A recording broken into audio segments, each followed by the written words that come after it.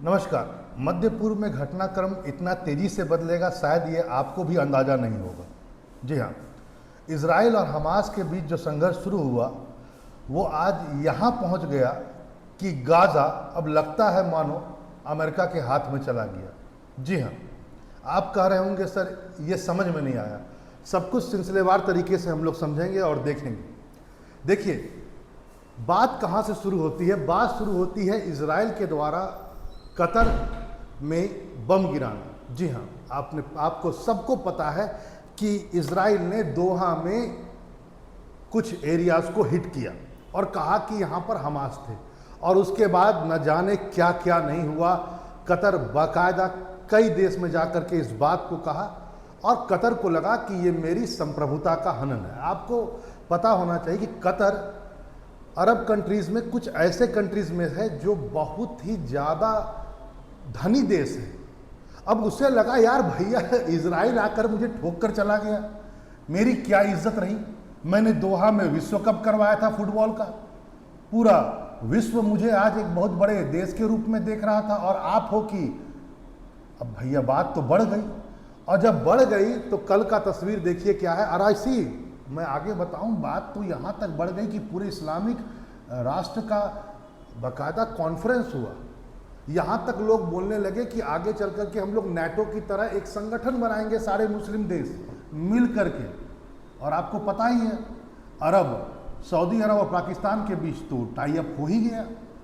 अब यही सब घटना के बीच देखिए अब यू टर्न कैसे होता है और सारी चीज़ें कैसे एक के बाद एक जुड़ते जाती। जरा देखिए कल की यह तस्वीर, शायद कोई एक व्यक्ति होगा जो नहीं जान रहा होगा। ट्रंप यानी अमेरिका के राष्ट्रपति, उनके बाकायदा ऑफिस में, ओवल ऑफिस में नेतन्याहू ट्रंप के ही फोन पर, जहां पर ट्रंप फोन का सेट पकड़े हुए हैं और नेतन्याहू पूरा का पूरा हैंडसेट अपने हाथ में लिए हुए हैं और वह बात कर रहे हैं। बात किससे कर रहे हैं जरा समझिए, कतर के ऑल इन ऑल से। और वे कतर से माफी मांग रहे हैं कि भैया सुनो, ऐसा है जो उस दिन हो गया वो गलत है, मैं आइंदा कभी भी नहीं करूंगा ऐसा। चाहे तुम्हारे यहाँ हमास का कोई हो नहीं हो, मैं कभी भी तुम्हारी संप्रभुता का हनन नहीं करूंगा। मैंने जो बिना पूछे हुए तुम्हारे ऊपर बम गिराया ये मेरी गलती थी। देखिए, और यहीं से सारा गेम प्लान शुरू होता है। एक छोटी सी माफी जिसको ट्रंप के कहने पर नेतन्याहू ने मान ली, वह अमेरिका को इतना ऊंचाई पर लेकर चला गया जहां पर सारे मुस्लिम राष्ट्र मानो अमेरिका को अपना सब कुछ मान लिए। बोले भैया तुम ही हो जो सब कुछ कर सकते हो और तुम ही हो मेरे असली कर्ता धर्ता। जी हाँ, और उसके बाद ट्रंप लेकर के आते हैं कि मैं शांति का मसीहा हूं और देखो मैं गाजा युद्ध अब रुकवा देता हूं। इस फोन के बाद ट्रंप ने बोला ये है मेरा 20 सूत्री प्रोग्राम और इस प्रोग्राम के द्वारा मैं क्या करूंगा, गाजा और इजराइल के बीच युद्ध को समाप्त कर दूंगा। और सबसे बड़ी बात, इस प्लान जैसे ही प्लान आया उसके बाद सारे मुस्लिम देश, चाहे वो पाकिस्तान हो, टर्की हो, कतर हो, इजिप्ट हो, सऊदी अरब हो, जॉर्डन हो, यूएई हो, इंडोनेशिया हो, सबने वाह वाह कह दिया। ट्रंप भाई वाह वाह, क्या बात है, आपने तो एकदम मसीहा का काम किया। हाँ, हमारे प्रधानमंत्री ने भी ट्वीट करके बधाई दी। रसिया, चाइना, सबने, जर्मनी, इंग्लैंड, यूरोपियन कंट्रीज के बहुत सारे देश ने इस 20 सूत्री प्रोग्राम को अपनी रजामंदी दे दी। और रजामंदी क्या देंगे, मतलब उन्होंने इसका श्रेय दिया ट्रंप को कि हाँ आपका ये प्रोग्राम बहुत अच्छा है, इसके द्वारा यह युद्ध समाप्त हो जाएगा। लेकिन लेकिन लेकिन यार ये 20 सूत्री प्रोग्राम या 20 जो वर्ड्स, 20 जो लाइनें कही गई है जिसके आधार पर यह युद्ध बंद हो रहा है, ये है क्या? सच्चाई ये है, आज से कुछ महीने पहले आपको पता होगा जब ट्रंप सत्ता में आए थे, यही नेतन्याहू हैं जो वाशिंगटन जाते हैं पहली बार और कहते हैं कि मैं आपको गिफ्ट करूंगा आगे चल करके गाजा। और ट्रंप कुछ दिनों के बाद यह कहते हैं कि आगे चल करके मैं गाजा को अपने हैंडओवर में लेकर के उसको एक आलीशान जगह बनाऊंगा जहां पर न जाने कितनी सारी इंडस्ट्री लगेगी, उस क्षेत्र के लोगों का विकास होगा। कहीं ऐसा तो नहीं यही हुआ यहाँ पर? और सारे मुस्लिम राष्ट्र को पता भी नहीं चला और ट्रंप ने गेम कर दिया। या सबको यह लगा कि मध्य पूर्व का यह नासूर बन चुका है गाजा, अब समाप्त हो जाए तो ज्यादा अच्छा। देखिए, मध्य पूर्व का एक बहुत ही इंपॉर्टेंस है। आपको पता होगा कि यूएई हो चाहे कतर हो, ये बहुत तेजी से विकसित हुए, क्योंकि ये सब एरिया जो है ना, वो यूरोप और एशिया को जोड़ने वाले एरिया। ऑयल क्षेत्र, एनर्जी तो है ही यहाँ पर। तो अमेरिका कैसे पीछे रहेगा? अमेरिका चाहेगा कि यहाँ पर एक क्षेत्र उसका भी हो। अब आते हैं उस पर जो ये 20 सूत्री पूरा का पूरा डाटा लेकर के आए, पूरा का पूरा प्रोसेस लेकर के आए, प्लान लेकर के आए, जिसके आधार पर ये युद्ध बंद होगा। इसमें क्या क्या बातें कही गई, और देखिए अमेरिका ने किस ढंग से पूरे एक सॉरी के बदले, मतलब एक सॉरी के बदले पूरे मुस्लिम राष्ट्र का मसीहा भी बन गया, और सच मानिए तो गाजा को अपने अंडर में भी ले लिया। और आप जान जाइएगा आने वाले समय में गाजा पर अमेरिका का पूर्ण अधिकार होगा। देखिए क्या क्या बातें हैं, जरा समझिए उस 20 सूत्री में जो पहुंचा गया। कुछ बातें यहां पर बहुत ऑर्डिनरी है, जैसे मान लो पहला वाला लाइन जिसमें कहा गया कि सिंपल सा कहा गया कि गाजा एक कट्टरपंथ मुक्त, आतंक मुक्त क्षेत्र होगा। ठीक है, जो पड़ोसियों के लिए कोई खतरा नहीं होगा। अच्छी बात है, यहां पर कोई आतंक नहीं होगा, यह तो अच्छी बात है। दूसरा लाइन कहा गया गाजा के लोगों को लाभ के लिए गाजा पुनर्वास किया जाएगा, मतलब गाजा को हम फिर से अच्छा बनाएंगे, पुनर्वास करेंगे, बहुत अच्छी बात। तीसरा पॉइंट कहा गया यदि युद्ध दोनों, मतलब हमास इस साइड वाले, फिलिस्तीन वाले और इजराइल, यदि दोनों इस प्रस्ताव को मान लेता है तो क्या किया जाएगा? तुरंत इजराइल बंधकों को रिहा कर देगा, जो तुम्हारे बंधके हैं उनको रिहा कर देगा। हवाई फायरिंग, तोपखाना बमबारी सबको स्थगित कर देगा। आगे देखिए, आगे कहता है कि जैसे ही ये खत्म होगा वैसे ही हमास जितने भी लोगों को बंधक बना रखा है इजराइल का, चाहे वो जिंदा हो या मर गए हो, उसको छोड़ेगा। चलिए, ये सब तो अच्छी बात है, ये सब तो स्वाभाविक सी बात है, यहां पर आपको कोई दिक्कत नहीं होगा। वहीं पर अगला पॉइंट में ये लिखा गया कि इजराइल भी जो फिलिस्तीन के या हमास के जो लोगों को कारावास में रखा है, जेल में रखा है, उसको वो रिहा कर देगा, चाहे वो बच्चे हों, बूढ़े हों, सबको, महिलाएं हों, सबको। ठीक है भैया, आगे देखिए, आगे छठा पॉइंट में जरा देखिए यहां पर क्या है। यहां पर कहा गया सभी बंधकों की वापसी के बाद शांतिपूर्ण सहअस्तित्व कायम किया जाएगा, हथियारों को निष्क्रिय करने के लिए प्रतिबद्ध हमास। आगे देखिए इसमें क्या कहा गया, एक अच्छी बात यह कही गई हमास के लिए भी कि यदि कोई हमास का व्यक्ति अब हथियार छोड़ दिया है और अब वो कुछ नहीं करना चाहता है तो उनको माफ कर दिया जाएगा, मतलब उन पर कोई जुल्म नहीं किया जाएगा। ऐसे नहीं कि सारे हमास को हम मार देंगे, जो हमास के हैं लेकिन अब वो कट्टरपंथ नहीं रहे और कुछ नहीं रहे तो उनको छोड़ दिया जाएगा। चलो भैया, ये भी अच्छी बात है।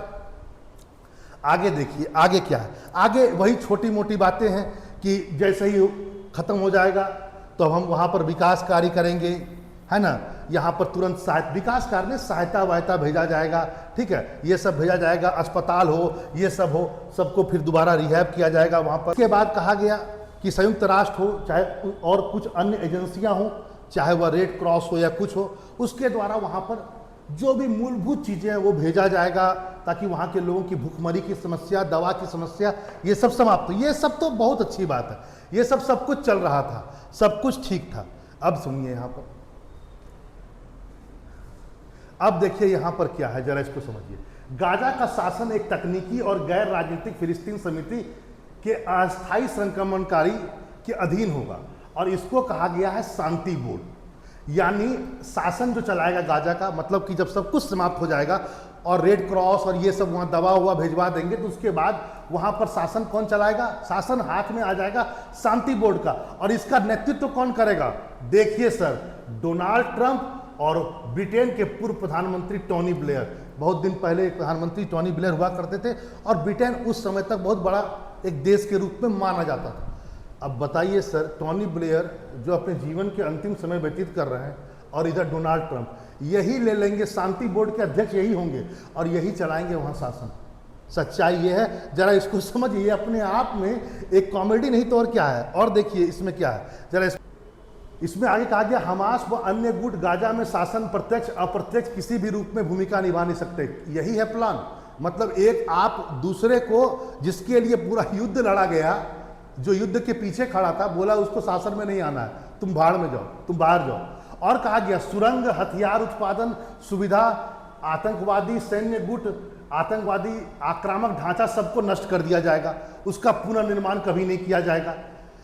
अब आप बताइए कि यहाँ पर जो मेन बातें हैं, और देखिए आप इसमें कहा गया ये भी देखिए, ये कहा गया संयुक्त राज्य अमेरिका यानी यूएसए अरब और अंतर्राष्ट्रीय साझेदारों के साथ मिलकर के एक अस्थायी अंतर्राष्ट्रीय स्थिरीकरण बल, जिसको कहा गया ISF, इसका निर्माण करेगा और वो गाजा के लोगों को पुलिस ट्रेनिंग देंगे। जब तक वो ट्रेन नहीं होंगे तब तक यही वहां का करता धरता होंगे, सब कुछ देखेंगे। और इसमें आप देख रहे हैं अमेरिका है। अब देखिए शासन में ट्रंप, और यहां पर एक तरह से वहां का सेना भी इन्हीं के हाथ में आ गया, जिसमें केवल कहने के लिए अरब को रखा गया है और अन्य अंतर्राष्ट्रीय साझेदार। अब अन्य में कौन होगा? ये अमेरिका के पिछलग्गू होंगे या यूरोप के 1-2 लोग होंगे। और ये कहा गया ये ISF तब तक बना रहेगा जब तक इसका काम, बोला तो गया है कि ये ट्रेंड करेगा वहां के पुलिस को। कब तक रहेगा? आगे की बात कुछ नहीं। आगे देखिए, आगे देखिए एक और बात, एक बहुत ही इंपॉर्टेंट है। इसमें यह जरूर कहा गया कि इजराइल गाजा पर कब्जा नहीं करेगा, मतलब आगे कुछ कब्जा नहीं करेगा, लेकिन ISF नियंत्रण और स्थिरता स्थापित करेगा। इजरायली रक्षा बल यानी ISF गारंटी और संयुक्त राज्य अमेरिका के बीच तय किए गए मानकों, लक्ष्यों और विसैनिकरण से जुड़ी हुई समय सीमाओं के आधार पर वापस लौटाए जाएंगे। मतलब सिंपल सी बात, अभी आपको पता होगा गाजा में जो ये वाला एरिया है, मैं दिखाता हूं आपको, जरा समझिए इस बात को। ये वाला जो एरिया है यहां पर देखिए, ये अभी आपको पता होगा कि ये जो IDF है यानी इजराइल वाला जो फोर्स है वो अभी लगभग यहां पहुंच चुका है, अब खत्म ही करने वाला है। इसमें बोला क्या गया, जरा सुनिए कि IDF वहां रहेगा लेकिन उसके बाद IFS आ जाएगा, ISF, और ये थोड़ा पीछे हट जाएगा। और ये कौन होगा? ये अमेरिका वाले होंगे, ठीक है। ये बॉर्डर पर रहेगा, लेकिन ये बॉर्डर पर रहेगा, ये बफर जोन के रूप में काम करेगा। कौन? IDF, इजराइल वाला। ये यहां पर रहेगा।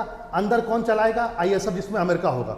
और ये व्यवस्था तब तक कायम रहेगी जब तक सब कुछ सुधर न जाए, और ये कभी सुधरेगा नहीं। कौन बताएगा कि ये सुधर चुका है? कल को यदि अमेरिका इसको एक बहुत बड़ा हब बनाता है, इकोनॉमिक हब बनाता है, तो वो कभी चाहेगा कि मैं इसको छोड़ करके चला जाऊं? ये तो हमेशा कहेगा कि नहीं, यहाँ पर शांति और व्यवस्था के लिए मेरा यहाँ पर शासन में रहना जरूरी है टोनी ब्लेयर के साथ, और साथ साथ ISF का भी बने रहना जरूरी है, जो हमने सेना बना रखी। केवल कहने के लिए फिलिस्तीनियों को ट्रेनिंग दिया जाएगा, तो अजीब सी बात है। अब देखिए आगे, यहां पर यह भी कहा गया कि यदि हमास प्रस्ताव में देरी करता है या अस्वीकार करता है तो अब इजराइल जो करना चाहे वो करे। लीजिए, तो कुल मिलाकर के आप देख सकते हैं कि एक छोटी सी माफी ने अंततः क्या किया, ट्रंप को मध्य पूर्व का ऑल इन ऑल बना दिया। और गाजा भी, जिसके लिए सारे मुस्लिम देश एक हो गए थे एक समय में, खाली ईरान थोड़ा देर के लिए थोड़ा अलग अलग कारण से लोग अलग हुए हों, लेकिन जो सब एक स्वर में बोल रहे थे हमास के सपोर्ट में, आज वो ऐसा प्लान पर अपनी रजामंदी दे दिए जो एक तरह से कहा जाए गाजा को अमेरिका के हाथ में लाकर खड़ा कर दिया। सच्चाई ये है, यह बात सिद्ध हो गया है अब, और लग रहा है कि गाजा पर अमेरिका आने वाले समय में पूरा कंट्रोल स्टेब्लिश कर देगा। चलिए फिर मिलते हैं ऐसे इंफॉर्मेटिव एक नई वीडियो के साथ। नमस्कार।